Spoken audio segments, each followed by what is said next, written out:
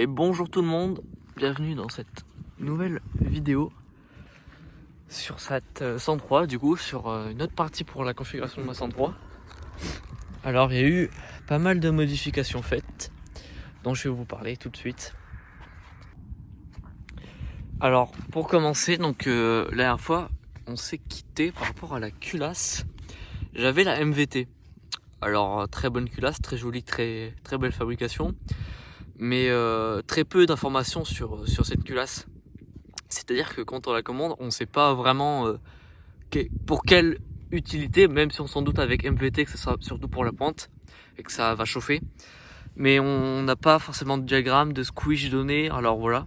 En tout cas sur les sites que j'ai pu voir en général. Du coup ça n'allait pas du tout sur ma configuration, pas du tout sur ce que je voulais. Ça chauffait beaucoup trop. Voilà, c'était surtout fait pour de la piste. Moi je voulais un truc qui roule sur la route et plutôt bien.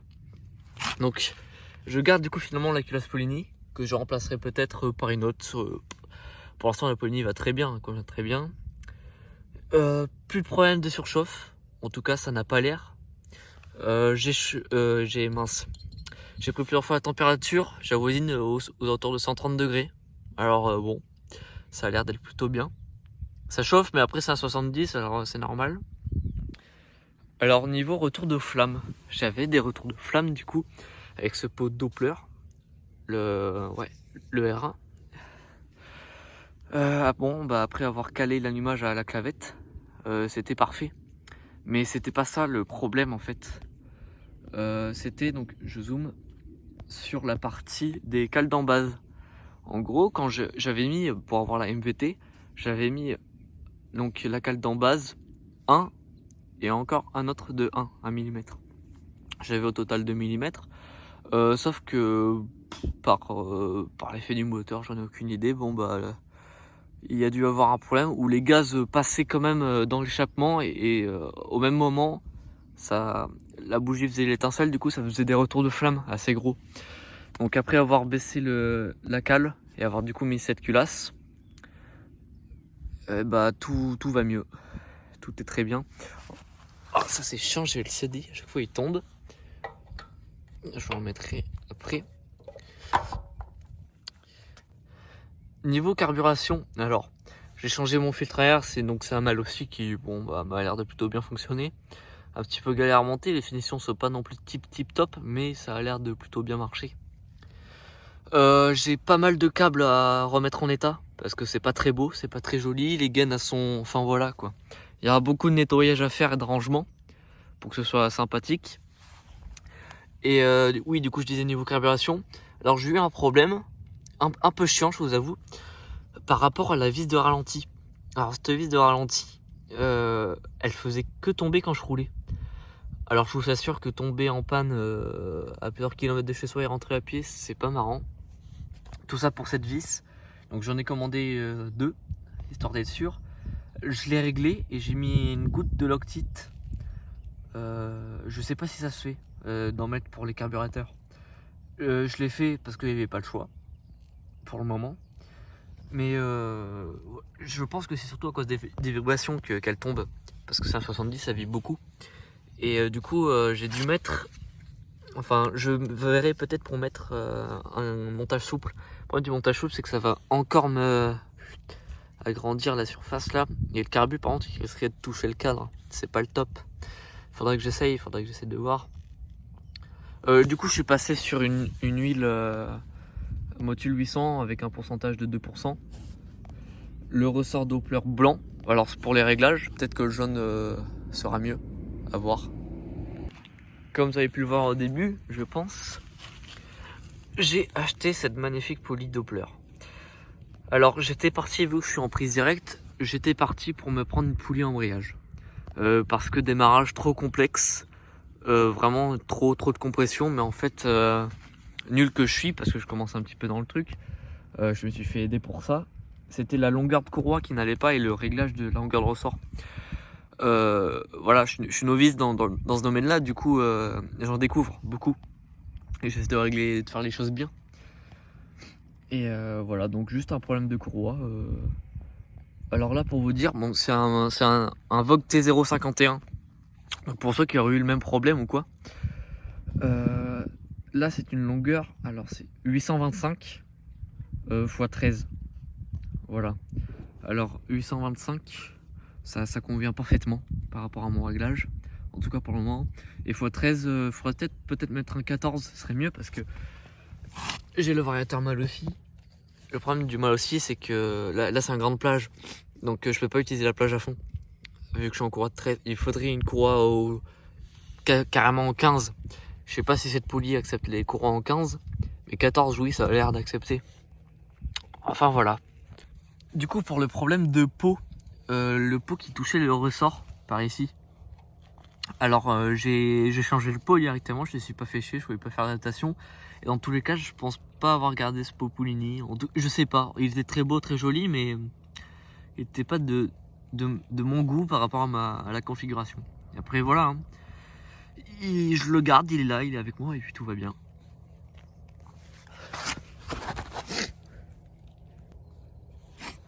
Là on voit que le moteur est un petit peu sale d'huile, mais j'ai envie de dire c'est normal, mais pas trop. Mais en fait c'est à cause de mes ressorts qui sont hyper courts. Il faudrait, enfin longs, il faudrait que j'en trouve des plus courts. Parce que du coup ça fait que ça vibre un petit peu et on le sent quand on roule, c'est pas top. Voilà. J'avais, je sais pas si je l'avais dit ça, j'avais un phare LED. Alors super, hein, ça fonctionne très bien. Mais alors ce qui est bizarre, je comprends pas. Je suis pas assez bon pour le comprendre. Pour le moment en tout cas. C'est qu'après avoir mis un phare LED avant et à l'arrière, l'avant fonctionnait, pas de problème. L'arrière, pas tout le temps. Même après remplacé une deuxième fois le phare, enfin l'ampoule quoi, c'est une ampoule, ça faisait la même. Elle clignotait, fallait qu'il y ait une certaine puissance pour qu'elle fonctionne. Ça allait pas. Par contre devant ça allait nickel. Pour passage du CT, j'aimerais bien donc que tout fonctionne. Du coup j'ai remis les ampoules classiques.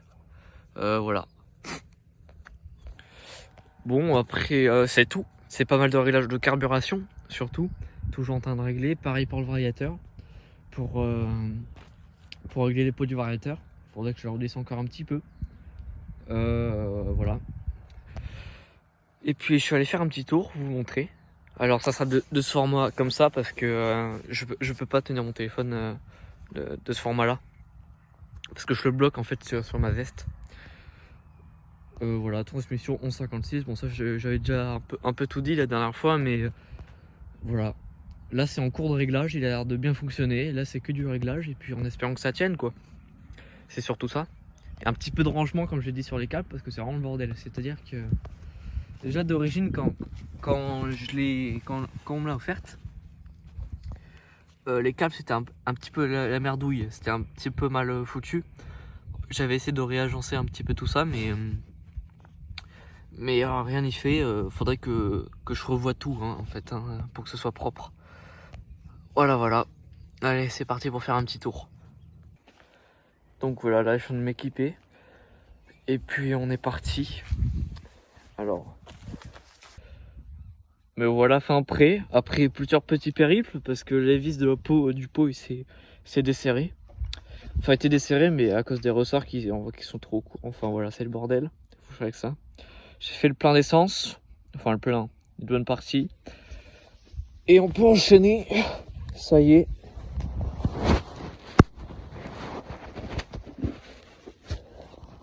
Allez, c'est parti.